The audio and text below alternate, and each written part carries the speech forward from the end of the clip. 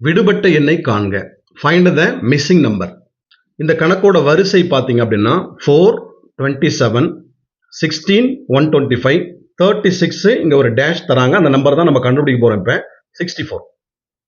இந்த வரிசையை பார்த்தீங்க அப்படின்னா இந்த வரிசையில ஒரு ஸ்கொயர் நம்பர் கொடுத்துருக்காங்க, ஒரு கியூப் நம்பர்.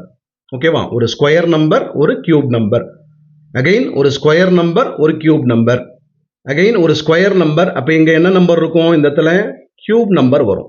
அது எப்படி வரும் அப்படின்னா இந்த 4 எப்படி எழுதலாம்? நம்ம 2 ஸ்கொயர்னு எழுதலாம் இல்லையா? 2 ஸ்கொயர் பண்ணீங்கன்னா 4. இதே 27 ஸ்கொயரில் எழுத முடியாது. ஆனால் என்ன பண்ணலாம்? நீங்கள் கியூபில் எழுதலாம். 3 கியூப் 27.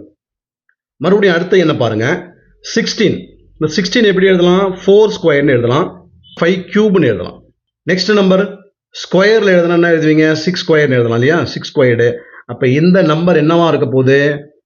பாரு 2, 3, 4, 5, 6ன்னு சொல்லிட்டு என்ன இருக்கு? நமக்கு அடுத்தடுத்த நம்பரா இருக்கு இல்லையா? கன்சிக்யூட்டிவ் நம்பரா இருக்கு. அதனால அடுத்த எண் என்னவா இருக்கும்? 7ஆ இருக்கும். ஆனால் ஸ்கொயரில் பார்த்தீங்கன்னா 2 இருக்கு, 3 இருக்கு. நெக்ஸ்ட் 2 இருக்கு, 3 இருக்கு. நெக்ஸ்ட் 2 இருக்கு. அப்போ இங்கே என்ன வரும்? 3 வரும். ஸோ அப்போ 7 கியூப் தான் இந்த கணக்கோட missing number. So 7 cube. 7 cube எப்படி எழுதலாம்? 7 இன்ட்டு 7 இன்ட்டு 7.